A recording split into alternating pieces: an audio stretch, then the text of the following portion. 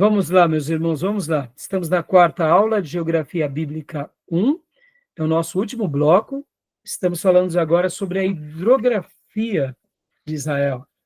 E, irmãos, essa parte ela é tão importante. Ela é importante porque, deixa eu até mostrar uma coisa aqui para vocês.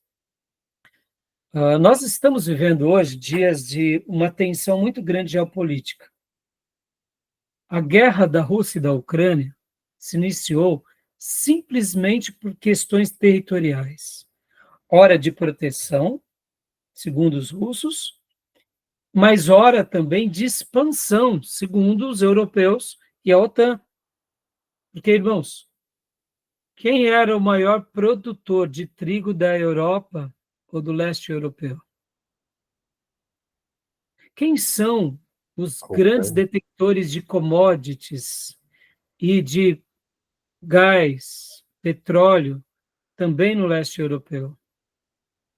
Percebam, hoje nós estamos vivendo dias de uma grande tensão, e a tensão ela é geopolítica.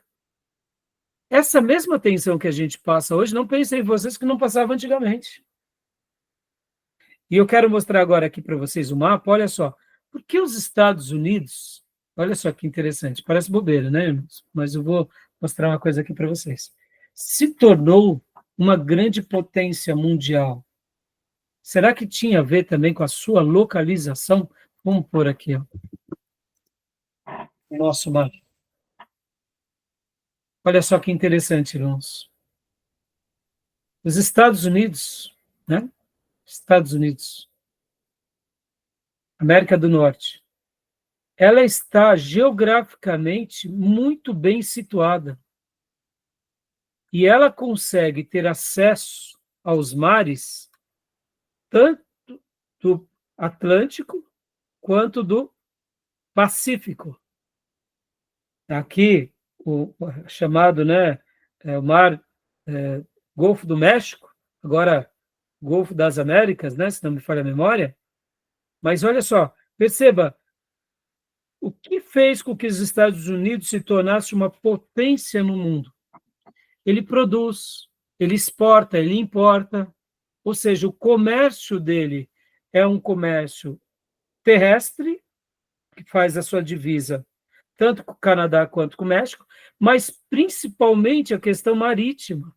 Quando nós chegamos aqui na Europa, meus irmãos, vai acontecer algo bem parecido. Só para vocês terem uma ideia, eu gosto muito de acompanhar aquele professor chamado Professor Roque, né?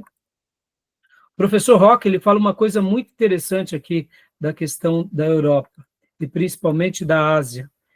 Ele cita se eu não me engano, um geopolítico, que se não me falha a memória é Mackinder, ele vai falar o seguinte, que quem dominasse o altiplano, o que é o altiplano, irmãos? O altiplano é toda essa região aqui, ó, domina o mundo. Podem ver que as grandes tensões do mundo sempre estiveram aqui. E hoje a gente está vendo literalmente uma tensão aqui. Quem domina essa região, ela tem acesso com o mundo inteiro, ou quase todo mundo, excetuando a Europa. Por que eu estou falando tudo isso, irmãos? De uma certa medida inferior, é claro, que no mundo antigo, tudo estava voltado para essa região que é Israel. E a questão do mar, o mar Mediterrâneo, foi também uma coisa muito importante para o progresso de Israel, assim como também da Síria, assim como também dessa região da Anatólia, porque quem tinha acesso ao mar tinha a possibilidade do comércio, né? Tinha a possibilidade de negociar. Então, perceba que o mar Mediterrâneo, ele sempre foi um elo de ligação entre os povos antigos. Mas também não era só o mar Mediterrâneo, né? Lembrando que no mar Mediterrâneo havia a possibilidade da pesca, mas não era somente no mar Mediterrâneo, porque aí você tem, sim, a pesca como um recurso, mas você não tem os outros recursos, que seria para plantação, o quanto é necessário um rio de água doce, né? No caso, aí a gente vai ver os assuntos da hidrografia. Então, agora aprendendo um pouco mais sobre a hidrografia e a importância não só do mar. Outra coisa, irmãos, deixa eu só até mencionar uma coisa aqui que eu também aprendi com o professor Rock, né? E ele fala muito bem, pode ver, ó, o problema lá da Rússia, da Ucrânia, dessas regiões que eles estão enfrentando, porque o acesso que a Rússia, se a Rússia não tivesse conquistado esse pedaço, eles não têm o acesso ao mar. Então, percebe, irmãos, parece muito simples. No nosso dia a dia, a gente não nota esses detalhes, mas tudo isso é importantíssimo quando a gente começa a acompanhar um pouco o quê? Quando a gente começa a acompanhar o que está acontecendo no mundo hoje, né? A gente não percebe a importância de um país com relação ao acesso que eles têm para o mar, né? Pode ver a Ucrânia, aqui eu até coloquei agora, pode ver. A Ucrânia, querendo ou não, eles tinham acesso, eles escoam toda a matéria-prima e commodities pelo mar. Por isso que o Putin tem tentado conquistar essa região, né? E podem ver também uma outra coisa interessante que a gente está vendo acontecer no mundo, que é o problema da China com Taiwan. Não sei se vocês têm notado, porque Taiwan também acaba sendo uma outra região onde a China possivelmente vai querer conquistar. Por quê, irmãos? Jamais a China vai entregar de mão beijada, por exemplo, Taiwan para os ocidentais, para os Estados Unidos. Porque, se vocês entendem agora geopoliticamente, lembram das Ilhas Malvinas, que pertencem à Inglaterra? Elas estão aqui na América do Sul. A gente nem acompanha, mas a gente começa a ver que os países, eles não. Um país que realmente pensa no seu futuro, ele acaba colocando uma base em um outro lugar. Aqui nós não temos na América do Sul, nós não temos a Guiana Francesa. Lembra disso? Guiana Francesa? Por que razão os franceses querem uma base aqui? Eles não estão pensando em hoje, viu, irmãos? Tá? A Guiana Francesa, Suriname, aqui tínhamos antigamente a Guiana inglesa, mas a francesa continua aqui. Vocês entendem os franceses? Porque aqui é território francês, irmãos, pertence à França. Estão lá do outro lado. O que eles têm a ver com isso?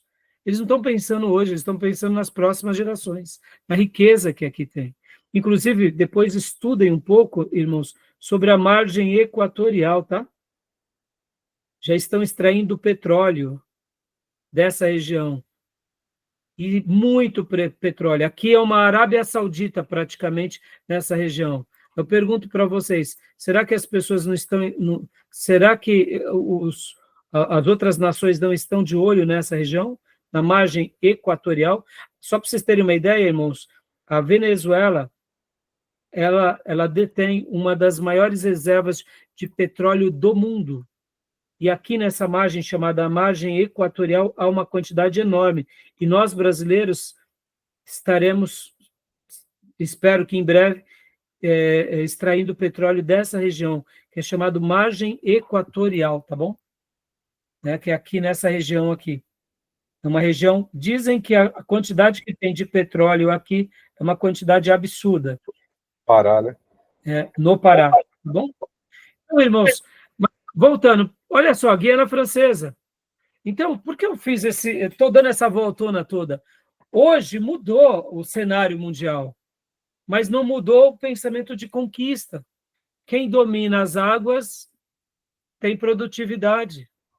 Meus irmãos, guardem isso. Vocês nunca vão ver, ou pelo menos espero, né? A gente não vai ver um país entrando aqui no Brasil e dominando a Amazônia. Eles não precisam fazer isso. Basta eles dominarem os rios que desagam aqui na Amazônia. Sabia disso? E a Rússia quer eliminar a própria Ucrânia porque quer passar um aqueduto de gás para fornecer para a União Europeia. Passa pela Ucrânia. Sem a permissão da Ucrânia não passa. E a grande E querendo ou não, né, Júnior, por que a OTAN fez uma defesa tão grande apoiando a Ucrânia contra a Rússia, sabendo que a Ucrânia não teria como peitar a Rússia, porque a própria União Europeia, junto com os Estados Unidos, queria um celeiro para eles. Ou seja, eu te financio, eu te apoio, mas depois essas terras passam a ser de quem? Estão entendendo, meus irmãos? Geopolítica, meus irmãos. Esse assunto que a gente está tratando hoje aqui, de geografia, eu abri esse leque para mostrar um pouquinho. Por exemplo, nós temos muitas águas, mas eu não sei se vocês sabem, muitas das nascentes que vão vir para o solo brasileiro não estão necessariamente no solo brasileiro, meus irmãos. Ou seja, eles conquistando essas regiões, praticamente esse norte já está perdido. As questões, a gente tem medo, né, de dominarem a Amazônia, invadirem, não, é muito difícil com que isso aconteça. Mas eles conquistando as águas, eles já conquistam a terra. Poluindo as águas, já estraga a terra. E águas poluídas, vale o quê? Não vale nada. Rio poluído, que não tem vida, ou que está contaminado, vale o quê? Então, percebam, é claro que a extração também aqui, na faixa equatorial de petróleo, pode danificar essas áreas? Pode. Por isso que tem que se fazer estudo de caso, tem que ir com cuidado, mas eu, particularmente, sou extremamente favorável a isso. Por quê, meus irmãos? Porque é a riqueza para o nosso país. Mais um desenvolvimento para o nosso país, né? Tá bom? Mas vamos lá, vamos voltar para o que importa aqui agora, é o assunto aqui, da hidrografia. Então, nós temos o mar Mediterrâneo, que banha, né, a região de Israel. Já mostrei para vocês esse mapa. E agora, e lembrando, né, irmãos, que no passado os fenícios, eles navegavam pelo mar Mediterrâneo, né? Temos ali Jope como uma região costeira, já mostrei para vocês. Temos outros portos, né? Aqui, como no item 5, Paulo e Barnabé tomaram o navio no porto de Seleucida, navegaram muito pelo Mediterrâneo. A gente vai ver as viagens missionárias, e agora a gente chega no Rio Jordão, né? Leia para nós, Júnior, para a gente, de Rio Jordão. Já falei bastante sobre ele, vou só dar umas pinceladas, tá, meus irmãos? Só as primeiras linhas, tá? etimologia. Alguns autores, aceitando a etimologia hebraica do verbo yarad, descer, dizem que Jordão significa o que desce, talvez baseado no vertiginoso curso que o rio descreve, do cimo do Hermon ao ponto geográfico mais baixo da terra, que é o Vale do Mar Morto. Outros, porém, como Jerônimo, o tradutor da Vulgata, afirmam que vem da combinação de duas palavras hebraicas, Ye-or, rio, mais Dan, que significa rio de Dan. Talvez por causa de Nar Ledan, que nasce em Telel Gadi, antiga Dan da Bíblia. Outros ainda, como L. Kohler, afirma que deriva da palavra iraniana Yar Danus, que significa rio anual, ou rio que corre o ano todo. A Bíblia hebraica grafa Ha Yarden, a Septuaginta Jordanes e a Vulgata Jordanes. Tá bom? Então, mais uma vez, só para reprisar aqui aquilo que eu já tinha mostrado para vocês, deixa eu só novamente compartilhar com vocês aquela lembrança, né, da descida. Deixa eu mostrar aqui para vocês. Ou aquele que desce, ou aquele que desce o ano todo. O motivo nós não sabemos, né? Mais uma vez, só lembrando, nasce no Hermon, e aí ele vai descendo até o Mar Morto, tá bom? Então, agora voltando aqui, Júnior, voltando, né? Vem o próximo rio, leia para nós, por gentileza, Júnior. O rio. Não está colocado aí. Opa. O rio é É um rio pequeno, isto é, de curto percurso, desde a cabeceira nas proximidades do Monte Hermon, em linha reta até o mar Morto, mede apenas 200 quilômetros. Forma o seu curso com as 3 nascentes que vêm dos resultados das geleiras constantes do Hermon. Alimenta o desaparecido lago de Ula, o bíblico Meron, corre um pouco mais, entra na Galileia, depois de 27 quilômetros dentro do lago, retoma o curso, serpenteia pelas profundezas de sua bacia e acaba desaparecendo no Mar Morto. Joia. E não dá para a gente ver aqui pelos gráficos, eu tentei pegar uma foto que ilustrasse um pouco melhor, mas nenhuma foto estava tão boa. E as que eu tinha, que mostrava uma foto dessa ideia de serpentear aqui, irmãos, sabe, serpenteia, sabe? É porque o Rio Jordão, literalmente, quando ele chega ali no Vale do Jordão, ele faz isso. Por isso que ele é barrento. Lembram do episódio de Naamã? Isso ontem. Ele não queria descer as águas. Ele falou, mas lá na Síria não tem um rio mais limpo? Papar, exatamente. Então, por quê? Porque como ele serpenteia e ele vem, dependendo da época do ano, principalmente das enchentes, há uma correnteza mais forte, então acaba sendo barrento. Tá bom, meus irmãos? Então, a gente já viu isso, temos as nascentes, né? Que a gente já passou por elas. Eu quero ir agora para a vegetação, Júnior. Quero que você leia para nós a vegetação. Aqui, ó. Aqui. Segunda nascente, temos as 3 nascentes. Onde está a vegetação? Largura. Passos. E vocês viram, ele não é tão extenso, né, irmãos? Aqui, a vegetação. Vegetação. Nos dias bíblicos havia um bosque no Vale do Jordão, uma floresta imensa que abrigava os leões, até leões. Essa é uma curiosidade, né? Porque Israel não é como a África. Como tem leões? Aí, lendo isso aí, eu achei interessante. Por causa desse vale, Júnior. Deixa eu até mostrar essa foto aqui para vocês, ó. Essa foto aqui eu acho que vai dar para vocês visualizarem bem. Deixa eu pôr aqui para vocês. Só um segundo. É Eliseu, né? Quer ver essa foto aqui, ó? Eliseu foi ursa, né? Eliseu foi ursa. Até ursa tinha, caramba. Aqui, ó.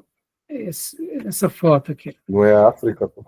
Mas você tem que lembrar, né, Júnior, que ali tinha, né? É como pensar animais, girafa, né? No Brasil, né? Hã? É como pensar girafa no Brasil. Aqui, ó.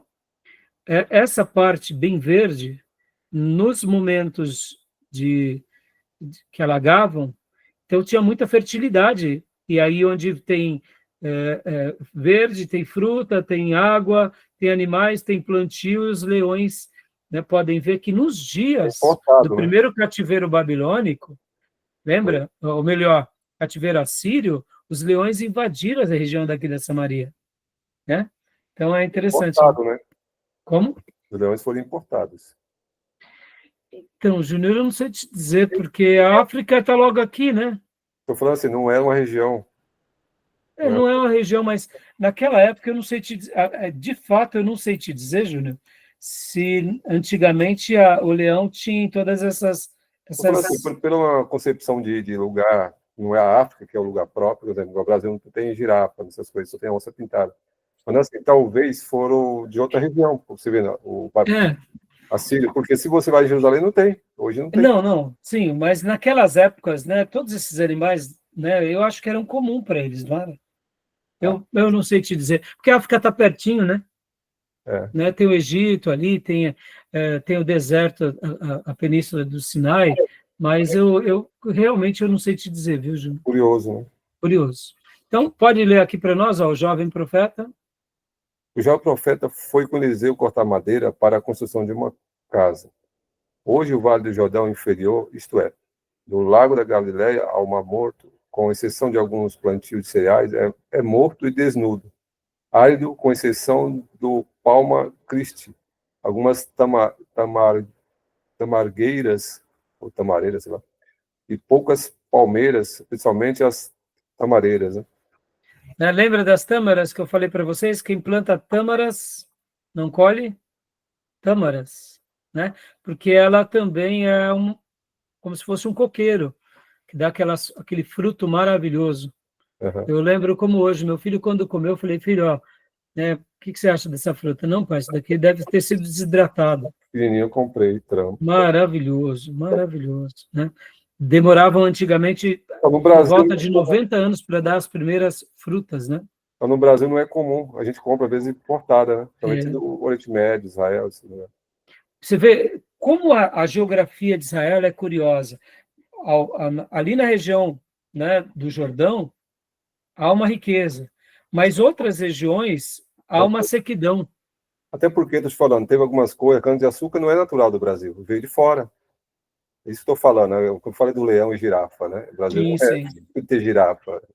Então, Tem coisas que eu também desconheço, né? é, Então, pode continuar lendo para nós agora na na, Bíblia. na Bíblia, a primeira vez que a Bíblia menciona o Jordão é quando Abraão, ao voltar do Egito, prepara-se de seu sobrinho Ló.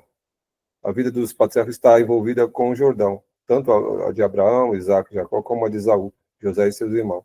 Moisés Até está aí tá bom, até aí tá bom. Ou seja, nós conhecemos a importância desse rio, mesmo ele sendo barrento, sinuoso, mas ele foi um rio imprescindível para a história do povo de Deus, né?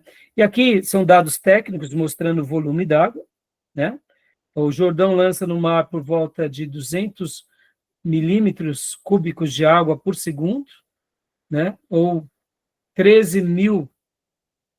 12 mil metros cúbicos por minuto, ou 720 metros cúbicos por hora, ou 17 milhões 280 mil a cada 24 horas. Olha a quantidade, né? Então, isso tudo vai para o Mar Morto, né? Aí o valor do Jordão. Pode ler aqui para a gente, Júnior, o valor do Jordão? para o Jordão. Devido à sua sinuosidade, sua descida vertiginosa e suas águas barrentas e escuras, o Jordão não é um rio atraente. Pelas suas 107 corredeiras, num trajeto de 117 quilômetros, em linha reta, do sul da Galiléia ao norte do Mar Morto, o Jordão não é navegável. Serviu um bom tempo da história de proteção para o povo de Deus no Levante. O clima quente e sufocante do Vale do Jordão não atrai moradores. Os árabes o chamam de El-Seri'a, Al-Kabirá. Significa o grande bebedouro, naturalmente para ovelhas. Olha, então, mas você vê, mesmo assim, o vale ainda é quente, né? Porque é baixo. Mesmo tendo água, tendo, né, fertilidade, mas é quente. Por quê? Porque é mais baixo, né? É essa questão da altitude, né, irmãos? Quando a gente desce para a praia, por exemplo, eu fui no feriado agora para os meus pais, eu saí daqui, estava 17 graus, 18, chegamos lá 20 graus. Porque nós estamos a 700 metros, 660, São Paulo, É, Rio do Mar. exato. É tão pouco, né, mas já muda, né, bastante, né? O Só que canal aqui, central é mais de 1.100 e pouco, 115, Brasília. então, e agora, olha só, né, a nossa questão que muda muito é porque o Brasil é muito grande.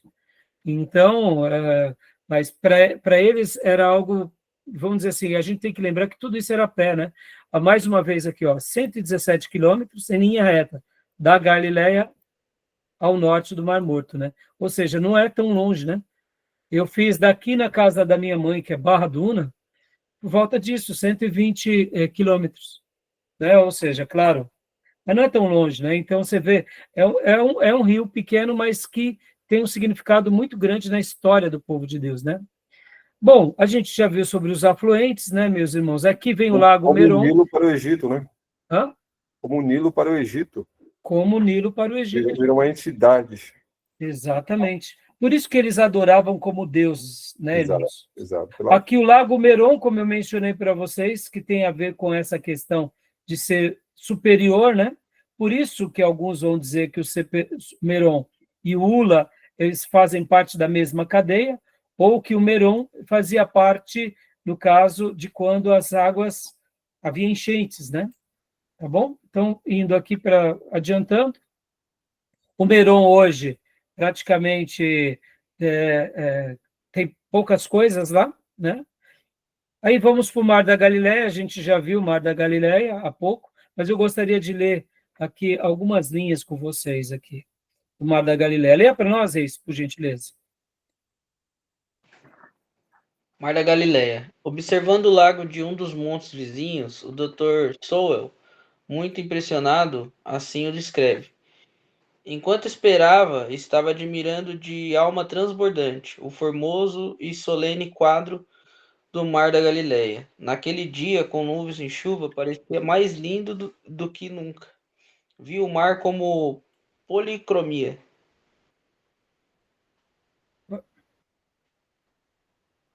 Policromia é quando você está vendo... É como se fosse um pintor. Está pintando, está tudo aí em harmonia, o céu, né? Era isso. Continuando. Dependendo da policromia, dependendo da condição da água. Turvo-cristalina, cores confundindo-se com os matizes escuros dos trigais, que cobrem com sua sombra verde as bandas ocidental e norte, e a coloração avermelhada dos barrancos desnudos de leste, onde os porcos morreram. Esse conjunto colocava sob nossos olhos uma cor única, aliás, adequada para o mar da Galileia. Púrpura, por ser ele o rei da água, por causa daquele que ensinou em suas praias. É um texto bem poético, né? Que o pastor Enéas faz questão de colocar aqui, e eu achei muito lindo esse texto. Bom, o Mar da Galileia também recebia esses nomes, irmãos, né? No Velho Testamento. Kineret ou Kinerote, tá bom? Ou Mar de Genezaré, ou ainda Tiberíades, né? Ó, este é o nome de uma das cidades à margem ocidental do lago, construída por Herodes Antipas, em honra a Tibério César. Então, era chamado a cidade, mas o mar recebia esse nome também, pela importância, né, dessa cidade. Ou, então, o próprio Mar da Galileia. Leia para nós aqui, daqui em diante, por gentileza. Mar da Galileia, Mateus 4,18. Nome que lhe foi dado por estar na região da Galileia. Localização. Depois que o Jordão deixa Ula, desce precipitadamente por escarpas perigosas, num percurso de 18 quilômetros, e entra no Galileia. Aloja-se no leito de uma bacia profunda que fica a mais ou menos 225 metros abaixo do nível do Mediterrâneo. É cercada por montanhas que formam um círculo, interrompendo apenas pela cidade de Tibérias. No planalto de Genezaré e na entrada e saída do Jordão. Os montes que contornam o lago sobem a 700 metros e até mais sobre o nível do mar. Correm a leste os montes Aurã e chegam ao Hermon. Isso. Agora, pode pular para nós e ler aqui para a gente. O lago. É chamado mar pela enorme extensão de água que ocupa uma área imensa. Forma. O Mar da Galileia tem a forma de uma pera com base para o norte, ou então o formato de uma cítara. Tamanho. Há divergência sobre seu tamanho. José Pistonese dá a seguinte medida: 26 km norte-sul e 10 km leste-oeste. Dá uma pausa aqui, Reis. Então, vai ter uma discussão sobre isso. É óbvio, irmãos, o livro do pastor Enéas, ele foi escrito. Deixa eu pegar aqui, irmãos. Acho que a primeira edição dele deve ter sido lá para 1950, não sei. Mas hoje em dia, essas medidas, elas estão... A primeira edição em 78, tá entendendo? Então, naqueles dias, essa questão da medição era mais complicada. Hoje em dia, por causa de satélite, GPS, né? E aqui a gente também tem que lembrar a questão também das enchentes, né? Que às vezes aumenta, né? Tem essa questão de expansão, né? Então, mas vamos parar um pouco para pensar agora, ó. 26 quilômetros por 10. O que é 26 quilômetros? Daqui aonde? Mais ou menos daqui até Arujá. Daqui a Arujá, né? E 10 quilômetros daqui até Mogi? 10 quilômetros? Acho que é 15 quilômetros daqui até Não, Mogi. porque de Guaianazes a Ferraz dá 6,5 km. É, então não. Ou mais ou menos passando um pouquinho de Suzano, né? É, É, de Guaianazes a Suzano e daqui para Arujá. Então, perceba, é muito grande, né? é Mesmo que grande. tenha essa diferença aqui, de 24 por 12, ou se não 21 por 11, É ou grande. 23 por 13, é grande, né? É grande. É grande. Por isso que era o mar. Agora, vamos lá. Vamos pegar aqui o ano passado, ou foi o começo desse ano, que deu umas ventanias gigantes aqui na nossa região, lembra? E aí, era uma tempestade aí ou não? Hoje em São Paulo, quando, passamos já a época do verão, mas quando cai uma chuva de verão, que chove muito e venta muito, percebam, aí a gente começa a entender, né, as histórias que eu mencionei no primeiro e no segundo bloco para vocês, né? Aqui, Reis, leia para nós, já estamos chegando no final, profundidade, essa parte é muito legal, irmãos.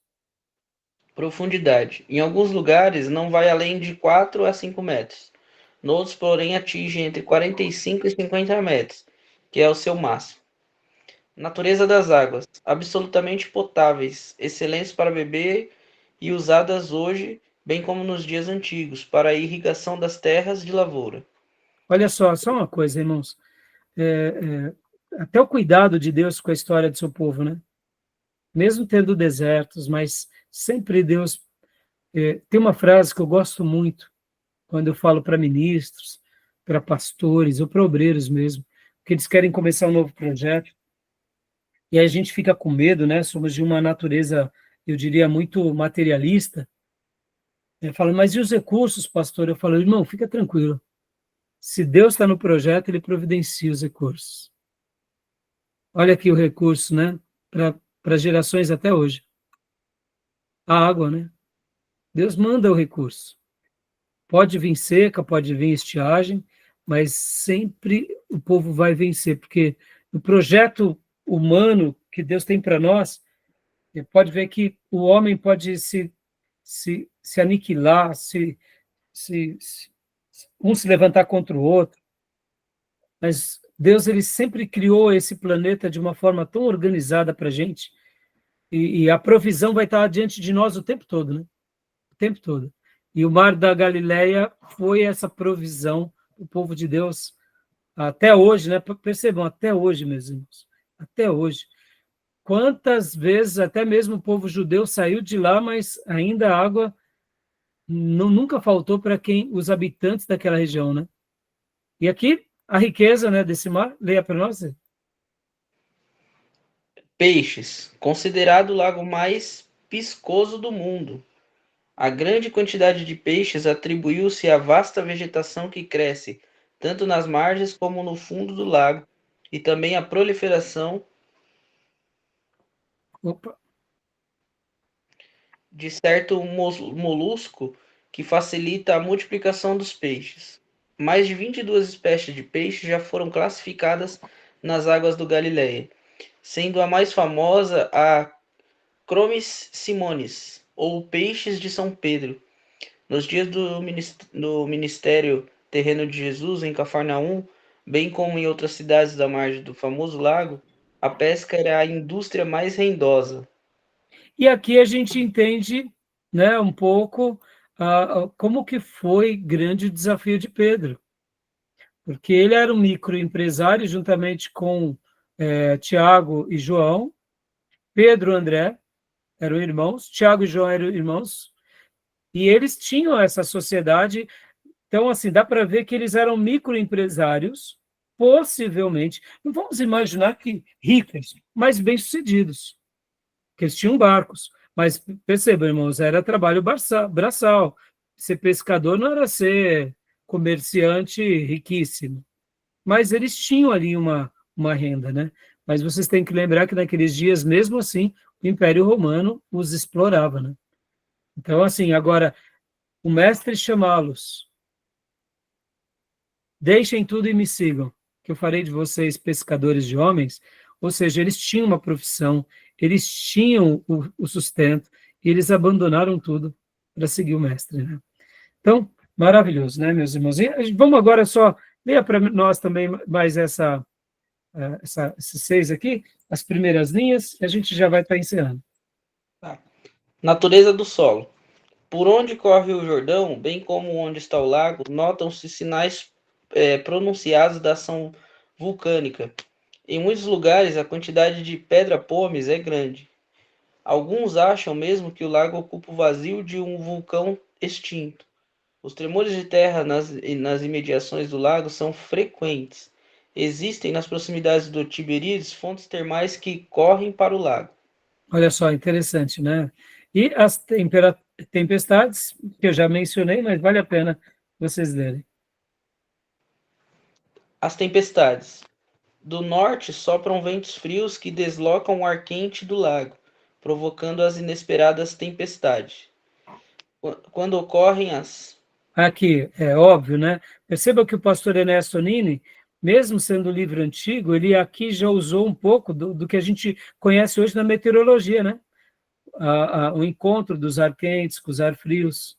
Tudo algo mais moderno para nós. Mas naqueles dias não tinha nada disso, né, irmãos? Você não tinha noção disso. Sabia que chovia repentinamente, né? Tranquila também.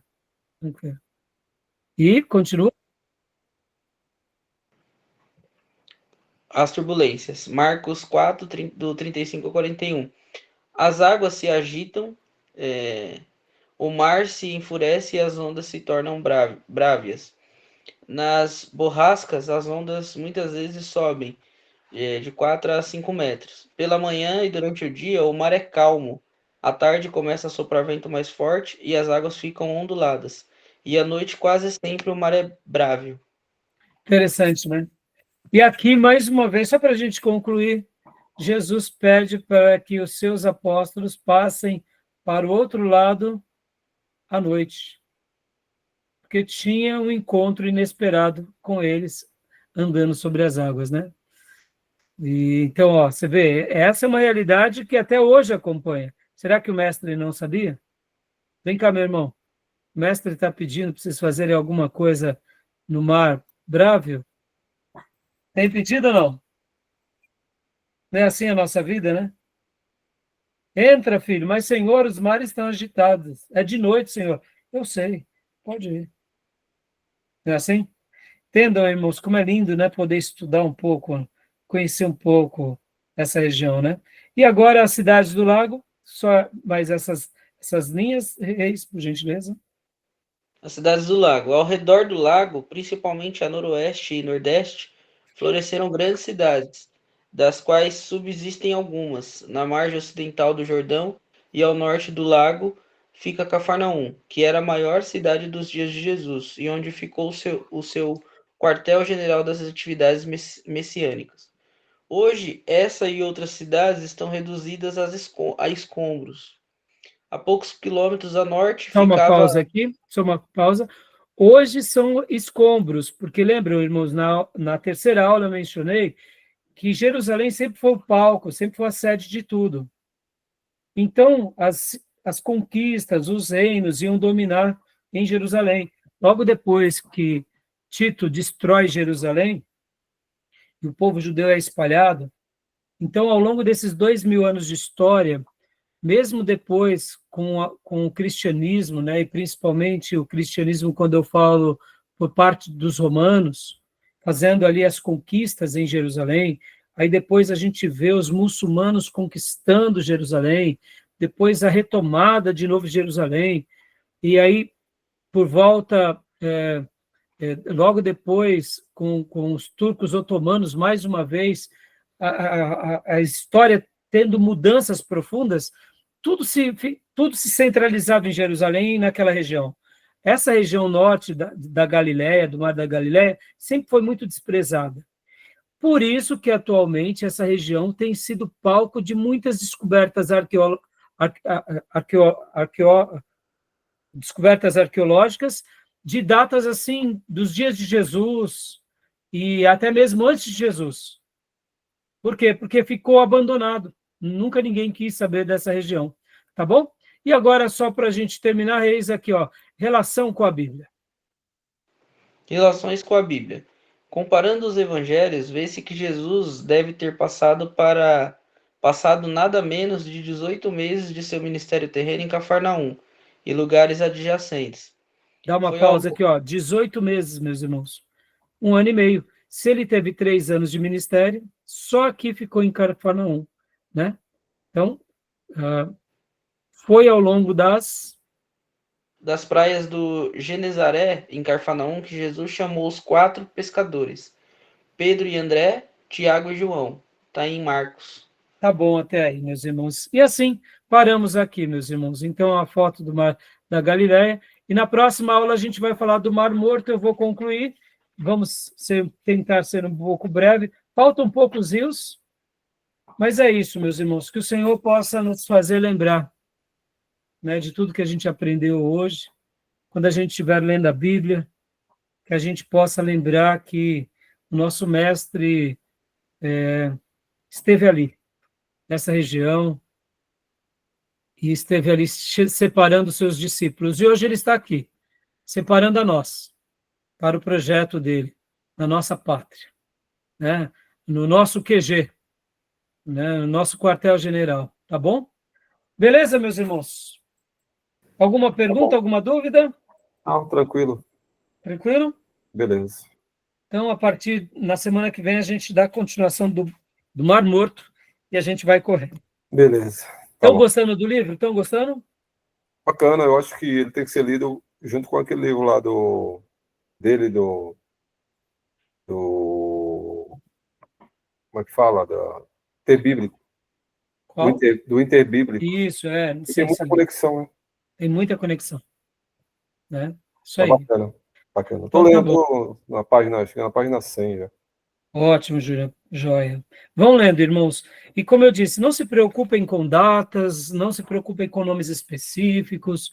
A questão maior é vocês entenderem a geografia, entenderem o lugar, entenderem os rios, como tudo aconteceu, como Deus se revelou, porque é o mais importante para nós. É óbvio, se puderem guardar todos os nomes, melhor. Eu sei que nem todo mundo vai lembrar dos nomes com tanta propriedade. E na prova eu não vou pesar sobre essas questões. Tá bom, meus irmãos? Tá bem. Beleza? Bom fim de semana. Então, meus irmãos, Deus abençoe e um excelente final de semana para todos vocês. Amém. Com Deus. Fiquem com Deus. Graças a paz, pessoal. Graças a paz. Fica com Até Deus. Graça e paz. terça. Deus abençoe.